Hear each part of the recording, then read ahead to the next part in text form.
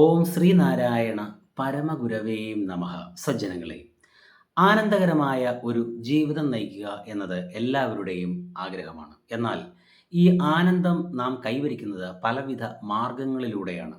ചിലർ സിനിമ കാണുന്നു, സീരിയൽ കാണുന്നു, അല്ലെങ്കിൽ നല്ല പുസ്തകങ്ങൾ വായിക്കുന്നു, നല്ല ഗെയിമുകളിൽ ഏർപ്പെടുന്നു. ഇങ്ങനെയൊക്കെ ആനന്ദം നാം നേടിയെടുക്കുന്നു. പക്ഷേ ഈ നേടിയെടുത്ത ആനന്ദം സ്ഥായിയായി നിലനിൽക്കുന്ന ഒന്നാണോ?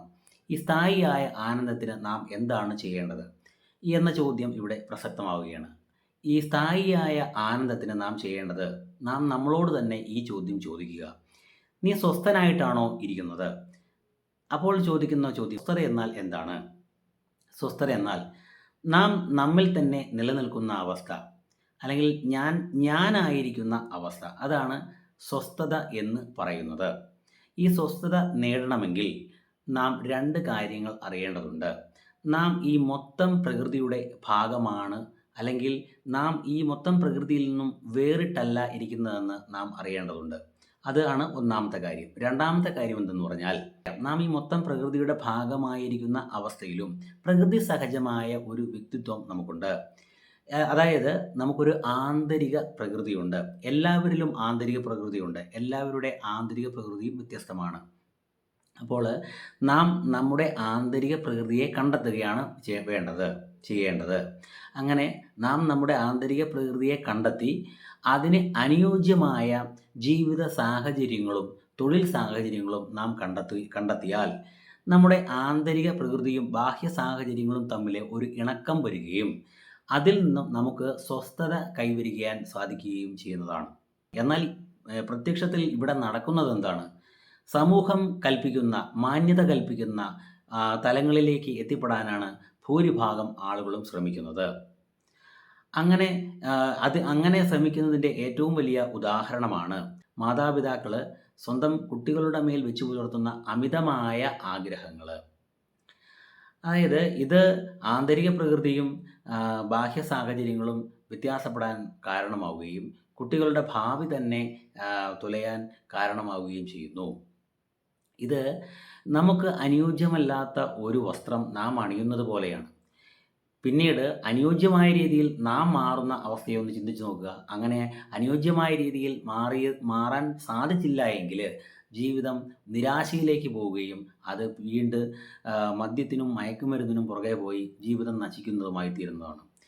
എന്നാൽ നാം അനുയോജ്യമായ, നമ്മുടെ ആന്തരിക പ്രകൃതിക്ക് അനുയോജ്യമായ ജീവിത സാഹചര്യങ്ങളും തൊഴിൽ സാഹചര്യങ്ങളും കണ്ടെത്തിയാൽ അതിനനുസരിച്ച് മുന്നോട്ട് പോയാൽ നമുക്ക് ജീവിതത്തിൽ വിജയം നേടാൻ സാധിക്കും. നാം ചെയ്യുന്നതൊക്കെ ആത്മസാക്ഷാത്കാരമായിരിക്കും.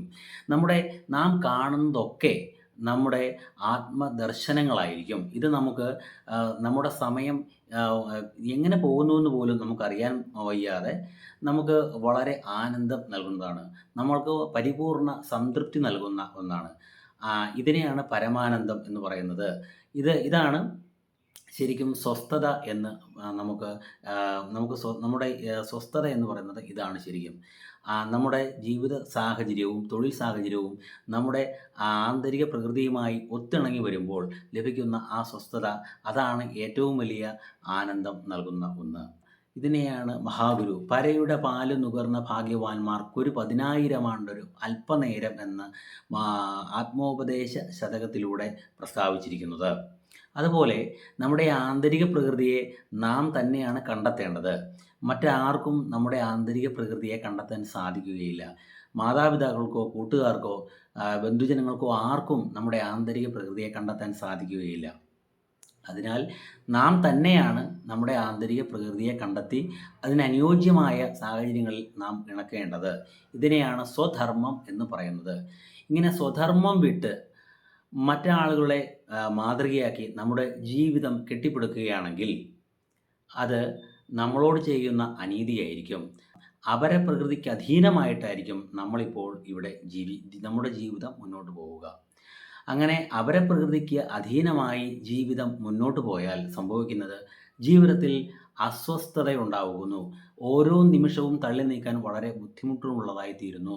ഓരോ നിമിഷവും ജടിലമായിട്ടുള്ള കാര്യങ്ങളിലൂടെ കടന്നു പോകുന്നു. ഭയം നിറഞ്ഞ നമ്മുടെ ഓരോ നിമിഷവും ഭയം ഉളവാക്കുന്നതായി മാറുന്നു. അങ്ങനെ ജീവിതം നമുക്ക് ദുസ്സഹമായി മാറുന്നു.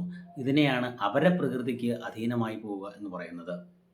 ഇതുകൊണ്ടൊക്കെ തന്നെയാണ് മഹാഗുരു വീണ്ടും ഇങ്ങനെ പറയുന്നത്, അറിവ് അപരപ്രകൃതിക്ക് അധീനമായാൽ അരനൊടി 1000 ആണ്ടുപോലെ തോന്നും എന്ന് പറയുന്നത്. മഹാഗുരു ആത്മോപദേശ ശതകത്തിൽ പ്രസ്താവിച്ചിരിക്കുന്ന ഈ പദ്യങ്ങൾ, പരയുടെ പാല് നുകർന്ന ഭാഗ്യവാന്മാർക്കൊരു 10,000 ആണ്ടൊരൽപ്പനേരം, അറിവ് അപരപ്രകൃതിക്കധീനമായാൽ അരനൊടി 1000 ആണ്ടുപോലെ തോന്നും എന്നതാണ് നമ്മൾ ഈ മുകളിൽ പ്രസ്താവിച്ച കാര്യങ്ങളിൽ നിന്നും മനസ്സിലാക്കാൻ സാധിക്കുന്നത്. എല്ലാവർക്കും സ്വസ്ഥത നിറഞ്ഞ, മനസമാധാനം നിറഞ്ഞ സുഖജീവിതം ഉണ്ടാവട്ടെ എന്ന് പ്രാർത്ഥിച്ചുകൊണ്ട് നിർത്തുന്നു. നിങ്ങൾക്ക് നമസ്കാരം.